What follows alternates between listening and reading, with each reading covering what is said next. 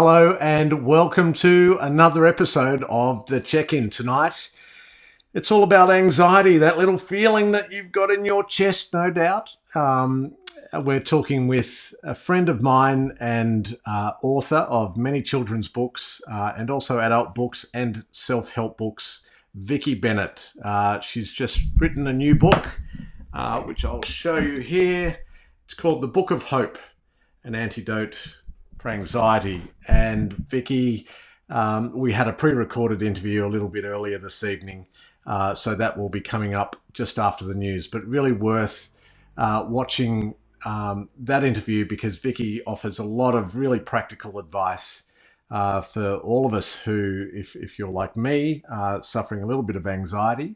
That's definitely been in my past, but I do feel it sort of creeping back in just with all the stresses and pressures of COVID-19. So if you're feeling a little bit that way, if you're feeling anxious, depressed, or just a little bit overwhelmed, then keep watching. A lot of things have been happening. PM Morrison today had a press conference where he released a whole lot of interesting news. We'll touch on that a little bit later on. Obviously, Donald Trump is causing waves, threatening to withdraw funding from the World Health Organization because he doesn't want to play nicely. Nice time to be doing that. Thanks, Don. A lot of other things happening around the globe, but it's still good news on a local front. Let's check out the check-in news right now.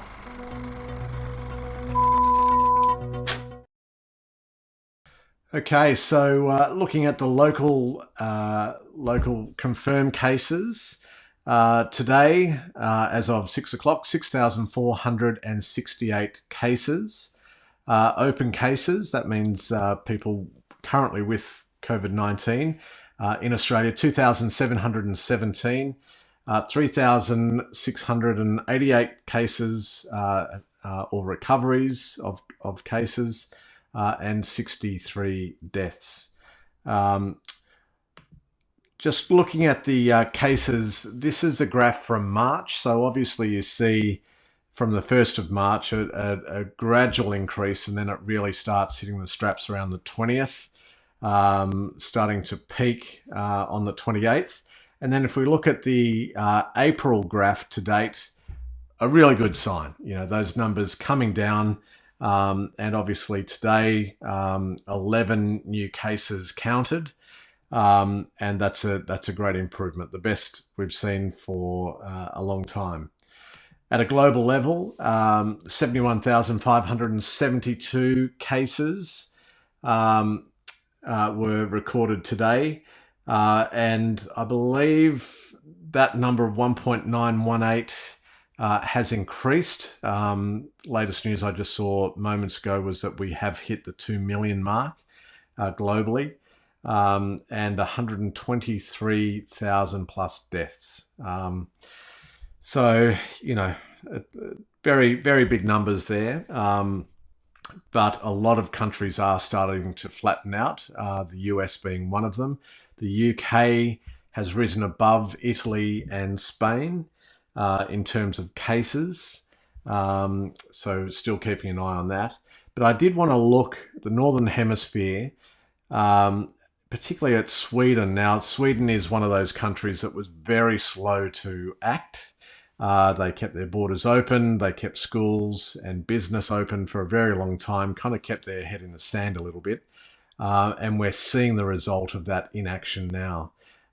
So the number of cases is almost doubled. The next Scandinavian country, Norway, Sweden has 11,445 cases and 1,033 deaths, almost 10 times that of Norway and more than Finland and Denmark. So that's what inaction looks like. And I think it's good that most countries now, they've really gotten on top of it as much as they can, and are doing everything they can to maintain it or to lessen those numbers.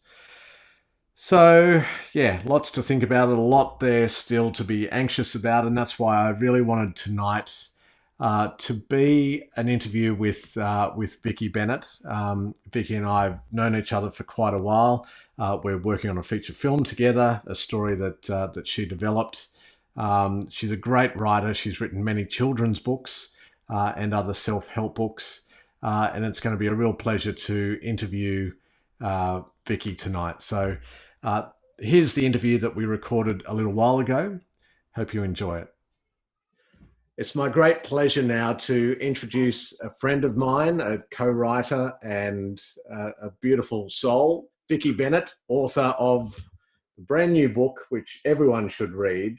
It is a great book. It's called The Book of Hope, Antidote for Anxiety. Vicki, welcome to the check-in. I'm really pleased to be here. Great to see you.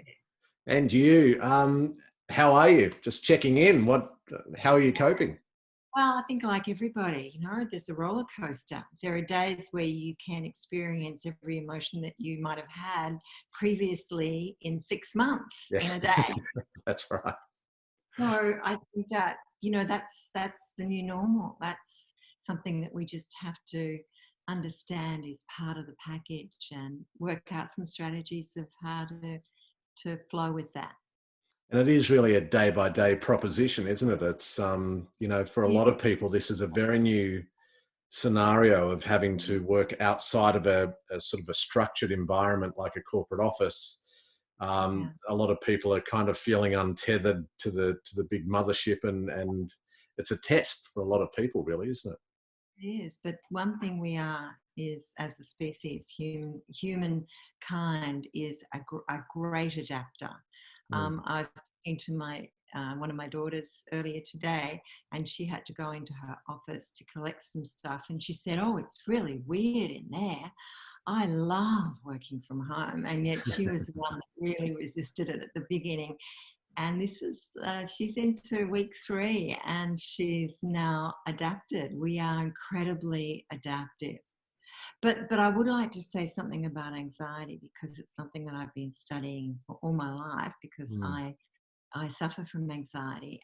And I think that, we're talking about the high levels of anxiety, depression, obsession, all of the things that are coming up for us because this light of COVID-19 is just, putting it on us.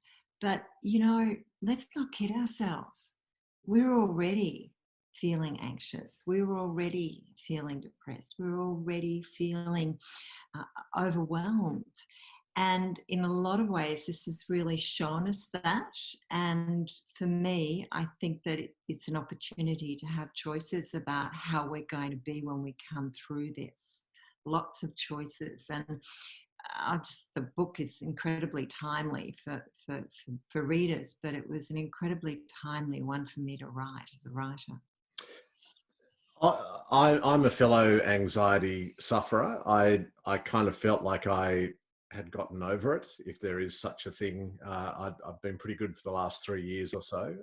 And slowly my chest has been tightening over the last few weeks. My voice gets a little bit thinner. I do become more restless and sleepless. All of those old signs of "you little bugger," they're coming back in, and I'm sure there's a lot of people in that situation. And I think the great thing, just reading through your book again today, like just as a refresher, there are so many great things that you write about as tools for helping people to, I guess the first step is to own it, isn't it? It's like to really acknowledge this thing is called anxiety, and you actually even thank anxiety in your book. Take us through that process. What choice do I have? That's true. What choice do we have? Anxiety has been a companion of mine all my life. I've been one of these people that go out, and if there's an issue, I just go and walk over it, walk around it, walk on top of it, dig underneath it. It's just what I do. But not everybody is like that. And as a result of that, I've always had anxiety as a bedfellow. I look at it and I just try and find it in my body. I think, okay, where am I feeling this?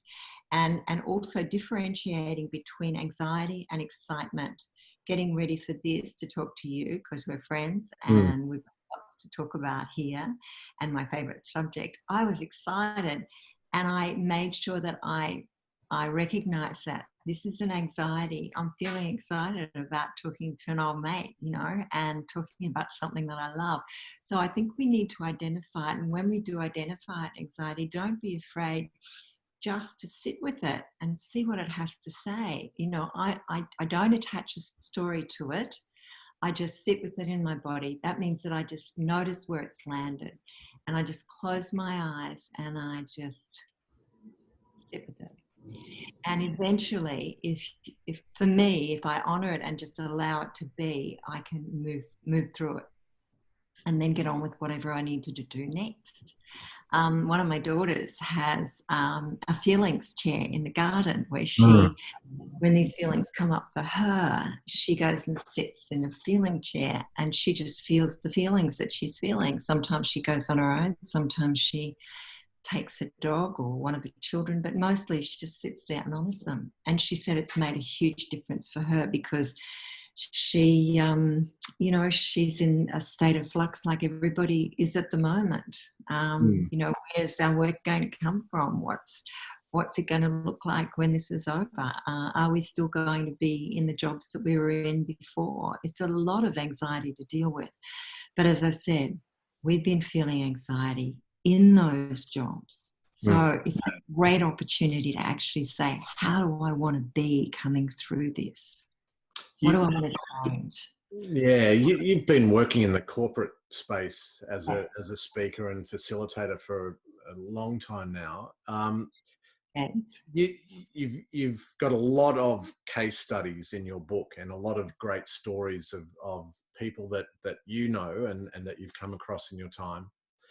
For me, I remember one day working at an ad agency, and we had an art show, our annual art show, and we all had to produce a painting. I was really busy.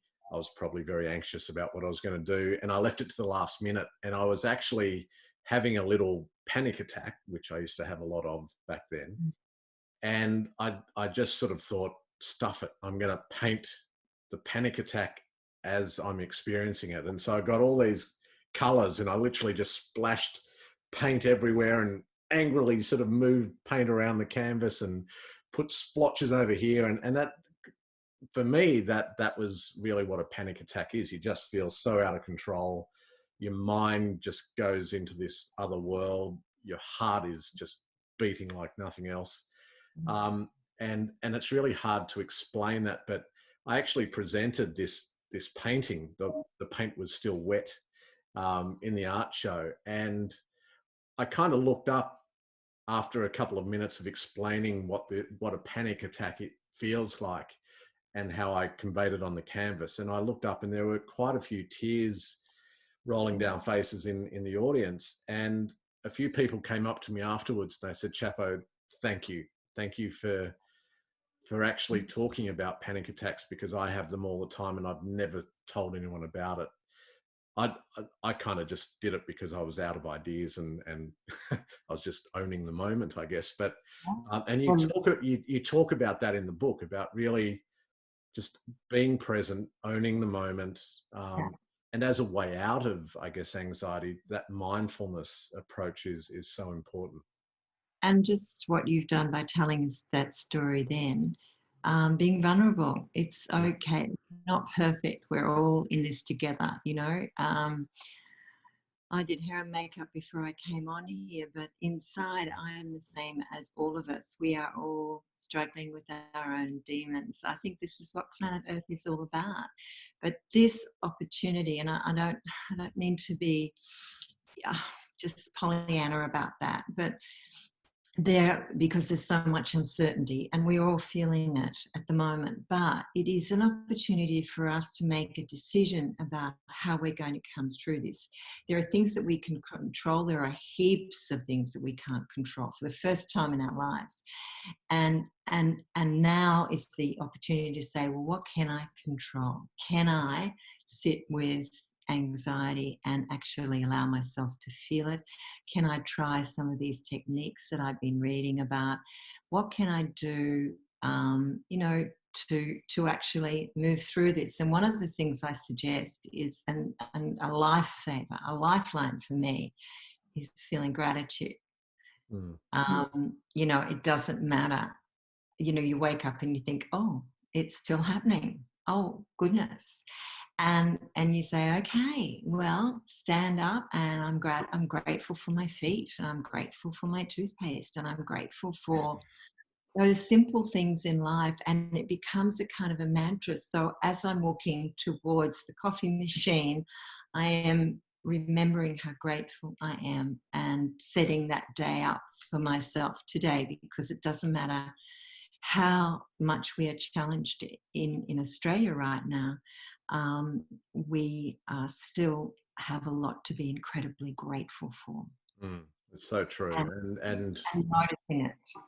yeah, well, that's right. I mean, I was just talking to my sister earlier today, and we're just saying how lucky we are to be in Australia right now. I think Australians always appreciate, I guess, living on a treasure island, but in these times, it's especially poignant because we're away from a lot of the harm that we're seeing, with European countries that are landlocked and borders and people just moving around. So, there is, and that sense of gratitude, I think, on a daily basis is definitely something I try to practice, even just to restore a little sense of hope and faith, that, hey, look, today's been a challenging day for our household, for a couple of reasons, but, there's still a lot to be thankful for. And, I think that also provides a sense of hope, which you talk about in the book again as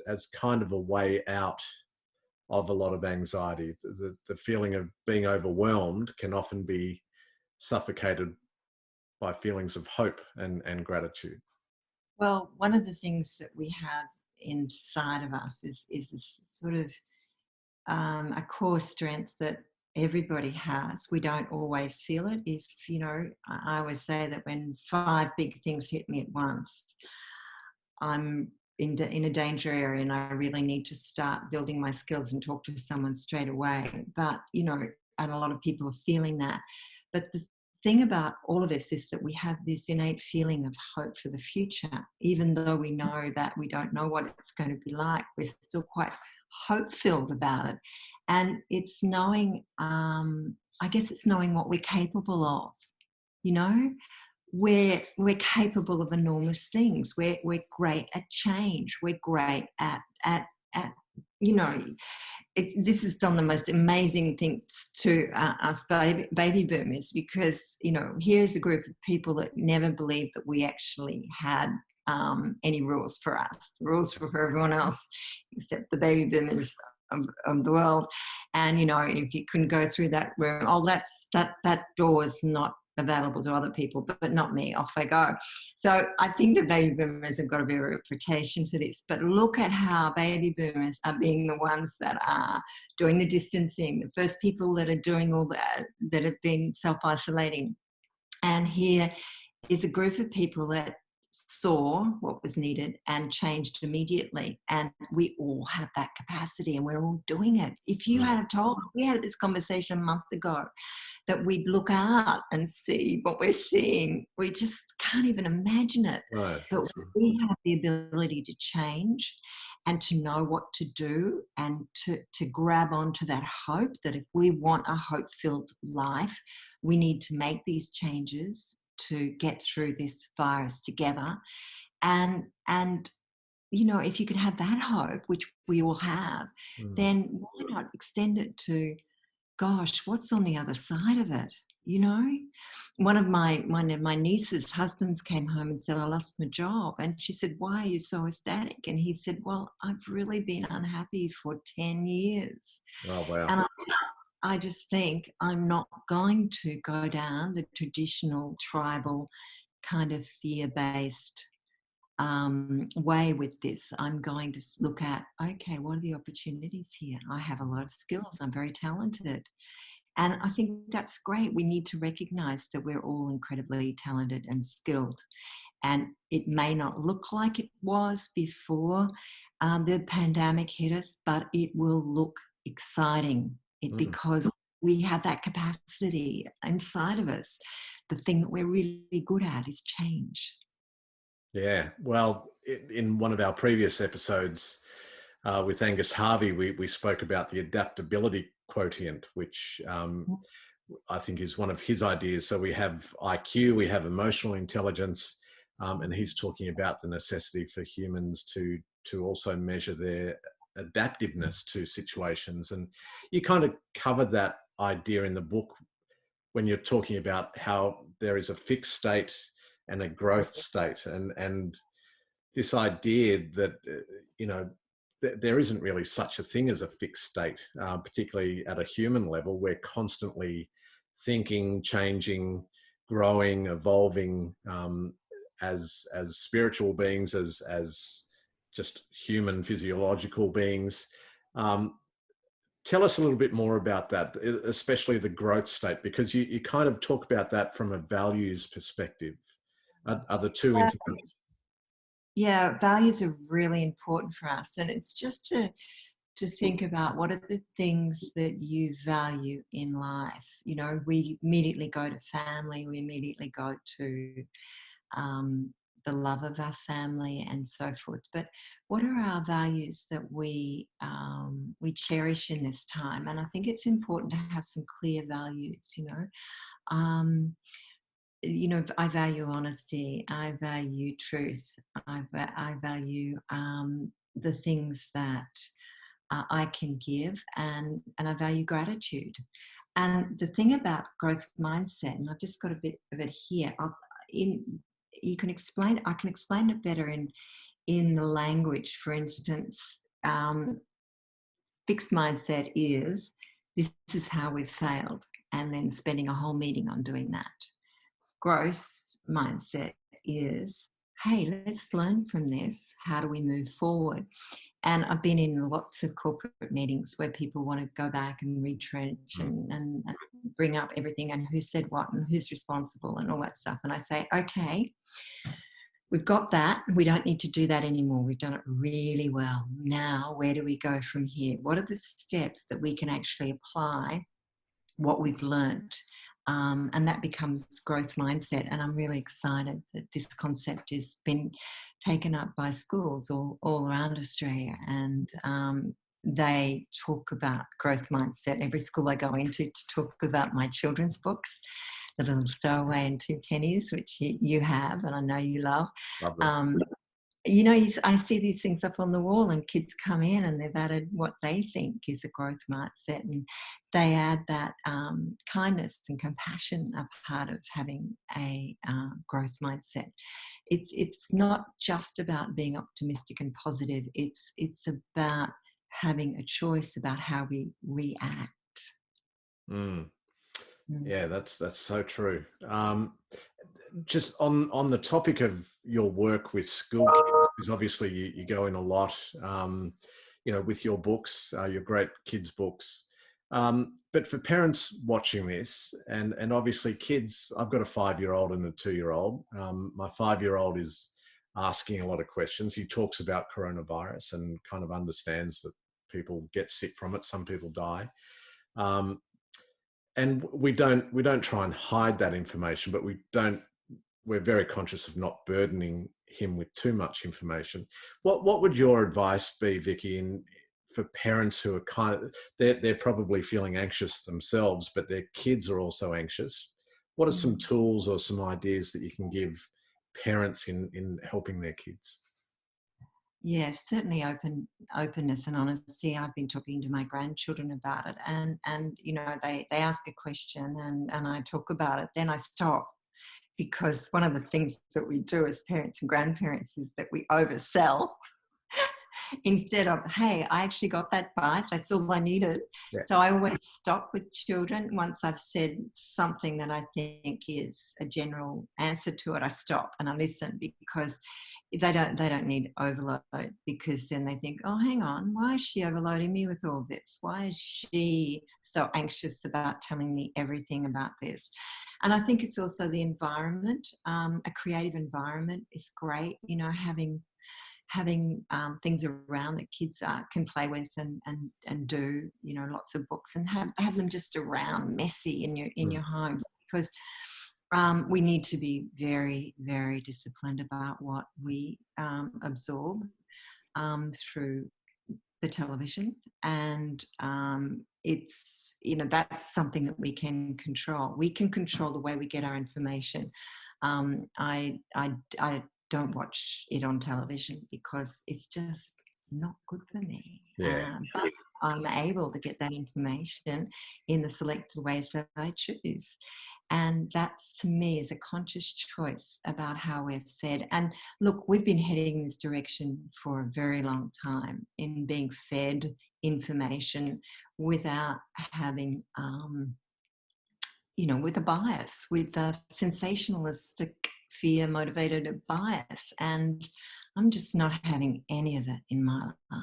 I'm just not participating in it. And I think that that is something that we can do to show that our children how much we value what goes into their head, what goes into the old expression I remember in the first book I ever wrote about GIGO, garbage in, garbage out. You know, what is it that we feed our mind? And what was the quote that I had here that I wanted to say?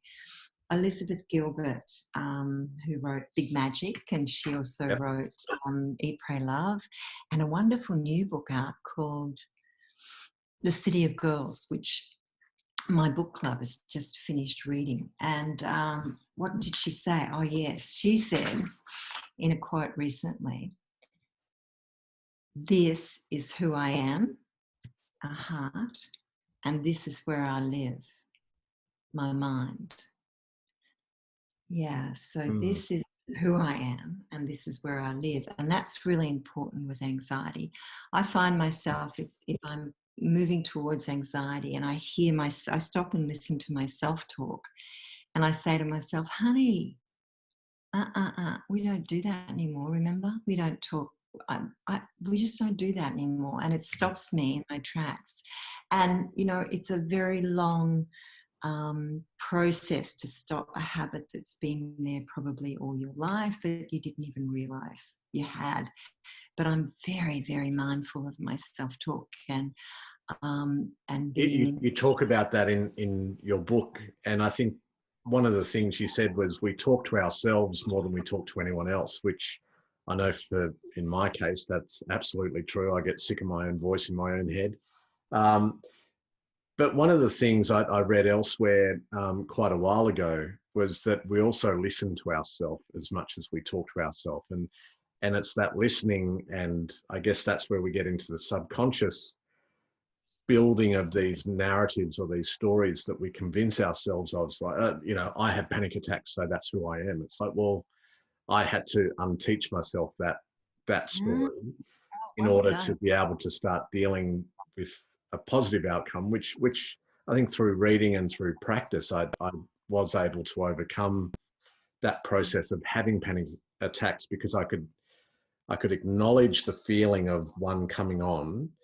And one of the best sentences I ever read in a book about panic attacks and anxiety was, you need to take the emotion out of the physical response. Your body is physically reacting, and it's going to do what it's going to do, but you can control the emotion that you wrap around that feeling. And that just twigged for me, because a panic attack is a lot about yourself telling yourself, oh my God, I'm going to die. This is a freaky situation, and you feel on another planet. But when I learned to separate the emotion from the physical, that's how I learned to get over my panic attacks. And I think that what you're saying about the self-talk and the stories that we tell ourselves I guess you could sort of go off into NLP, which I've never really read up on or practiced, but that is kind of the psychology there, isn't it? It's how we talk Well, to ourselves. you've identified something that's been so incredibly helpful for you. You are not your story. Your story was that I have panic attacks. It's not who you are. Mm. I I have a makeup of having high anxiety in the past. It's not who I am now. I have anxiety from time to time, and I look at it fresh every time. It's new. It's different. How can I look at this differently now? But I'm not. I wouldn't say I'm an anxious person, because then that's a story. Or I'm a person that has panic attacks. It was you in that particular time. And you're so right to not take that on as your story, because we do tell ourselves stories all the time. We tell this story of, you get one tiny bite of a thought and you think, oh, and then you tell your story about that little Yeah. bite, that someone else did something, and then you tell a story about what were they doing, and it's just so unkind. So I do. There's a wonderful American writer called Byron Katie, and she talks about the 4 questions. So I just check with myself and my stories. Is it true? Well, I don't know if it's 100% true. Is it absolutely true? Well, it isn't absolutely true. What do I get for hanging on to that story about myself? I get nowhere. I get nothing. I don't even get a drink. Who would I be? Who would I be without that story? Who would I be without that story? That I am a person that has panic attacks, that I'm a person that's highly anxious. I would just be a woman on Zoom talking to a friend. Mm. Open, curious. And curiosity is a big thing about this. Being curious about yourself during this amazing time of learning, being curious about other people. Ask that extra question. We've been in such a hurry, we haven't been asking that extra question of Mm. other people. I was walking my dog earlier this afternoon, and a woman stopped with a little girl who wanted to wave at me from a nice distance. And I had a lovely chat with the girl, and then I looked up at the woman and I said, "How are you going, honey?" And she just went, "Oh, thanks for asking. I've been alone all day." Yeah. And we had a little chat, and I would never have done that walking my dog a month ago. So it's an opportunity. That's what I'm saying, is the opportunity. Those little tiny sound bites we have to connect with someone. And we are a human species that needs to connect. Mm. I, And I think a lot of people that I talked to recently in the last few days, there is kind of this burgeoning sense of hope, and we kind of talk about post-pandemic Australia or world. And I think a lot of people are kind of hoping that humanity will maybe wake up a little bit to some of the things that we've been pretty lazy about or not really caring about that much. And the one beautiful thing out of all of this, if you can say that, is I think people are becoming a lot more attuned to what's important to them. I mean, I'm running daddy daycare 5 days a week, even though it's school holidays. It's just as full on, and that's a new experience for me. I guess I've been busy sort of running a business while the kids grew up, and my beautiful wife Gita has been, looking after the kids from when they're born through to when she goes back into work. And she would often tell me about her day, and it's like, oh my God, the kids, ugh. and and I got a sense of that on weekends, but now I'm getting a sense of exactly what she went through, and I love that. I appreciate being in this situation because I can now empathize with Gita, but also I'd see it as part of my responsibility in raising my children to be there for them when it counts. But there's a lot of joy apart from the headaches that come with it, but there's a lot of joy that comes from that. And I guess empathy and joy are kind of two of the experiences that I guess I'm awakening to in this time. And that's really special. It's a lovely feeling. I think they're the things that you're looking at and saying, I'm going to take these with me on the other side. And I think that it's good. It's interesting when I work with a client and someone's been employed in a new organization. The advice I always give to them is get a little booklet and write down everything that you see in this culture that's wrong, because you can't talk about it right now because you're a new person in the block. But in a month's time, you'll be able to bring these things into meetings and stuff, and you'll be a very valuable, you know, person with valuable information. And it's the same now. I'm keeping a journal because I want to remember the things that I've decided to take with me on the other side. And also the thing about writing a journal, and also walking, I find, and particularly writing a journal, it's when the mind and the writing longhand can actually catch up. You know, you can slow your mind down so that you're actually writing and your mind is fully occupied because you're writing longhand. You're not just on the computer, and you're actually writing longhand, and you're actually in the moment of writing a journal. So I'm really encouraging people that I talk to write a journal about this, because it's a very powerful way of being able to remember what it is that you need to take with you on the other side, because it's giving us some great insight about ourselves and about us. And the fact that we're all in this together means that we have an opportunity to connect at a brand new level that we've never connected at before. And I hope we take that forward with us, because that's pretty exciting. Yeah, it is. Absolutely. Vicki, I could talk to you all night, but we do need to wrap it up shortly. But I guess before we leave, are there any other tools or words of advice that you have to anyone who might be feeling really anxious right now?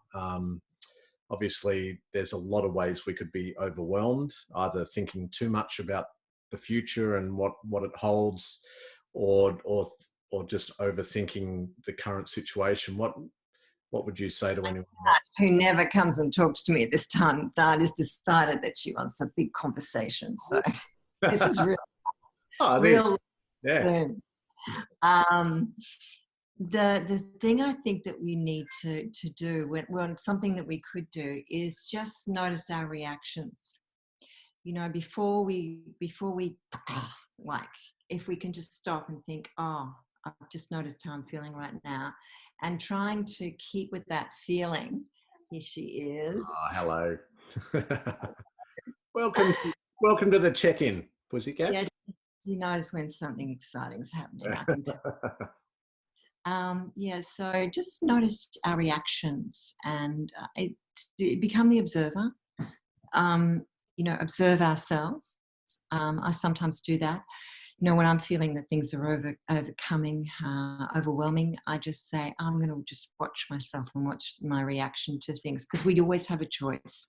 We always have a choice. And also that it's okay just to go with the wave of all the different emotions that we're feeling. We're all feeling them. It's okay. It doesn't make you a good or bad person. This is human person having a human experience in a world that is just different from what we were ever expecting. And be kind and be incredibly compassionate, but start with yourself first. I think the most important person that I can be compassionate about is with me. You know, kindness, say, you know, sweetheart, it's okay you're feeling like this right now. Like I would any of my grandchildren or my children, you know, the same level of love and compassion. And that's something that we can do as soon as we notice that it's rising, and we notice that we're you know, doing things that we don't want to do, or doing things that are just reactive. It's okay. That's where I am right now, and I'll get through this. Be kind. Be kind. It's so easy to be kind to somebody else, but, you know, try doing it over here first, because over here is where authentic kindness really stems from. When we have the ability to really be kind with ourselves, then reaching out to another is truly authentic, it's because we have taken the time to do it with ourselves first, and it's real. It's real kindness. It stood out for me in your book. I think you called it "Talk to Yourself as if you were your best friend." Yeah. And that's a lovely way of putting it, I think, because often, and particularly for guys, we kind of just feel like if we harden up and drink a cup of cement, we'll get over it. And tomorrow's another day, she'll be right. But, it's in those quiet times when we do check in with ourselves and either see our hands shaking or feeling the tight chest or just a sense of being overwhelmed. We need the tools to be able to deal with that at that moment. And I think a lot of the things that you've offered tonight are fantastic. And I do really recommend, I know, Vicki, you're a great mate, and of course I'd recommend your book, but this is one book to have beside your bed, to read all the way through and read again. I was saying to Vicki just before this chat tonight that I pick it up every now and then and just open it up on a page just to kind of remind myself of all the good things. And there's a lot of great tips in your book, Vicki, that I think will help a lot of people. Thank you for tonight. It's been a great chat. And your voice is always so calming. It always just settles me. So it's lovely to chat to you all the time. But I thank you for being on the check-in tonight. The pleasure. Thank you. Lovely, Vicki. That is great. I will stop that. So a big thanks to Vicki for sharing so many wonderful ideas on how to cope with anxiety and those feelings of being overwhelmed. I think a lot of people that I've spoken to recently are feeling that. And while there's a lot of good news coming our way and a lot of hope for the future, I think living day by day right now, school going back in Victoria and soon for other states, particularly parents are really feeling it, and also those who are isolated and alone.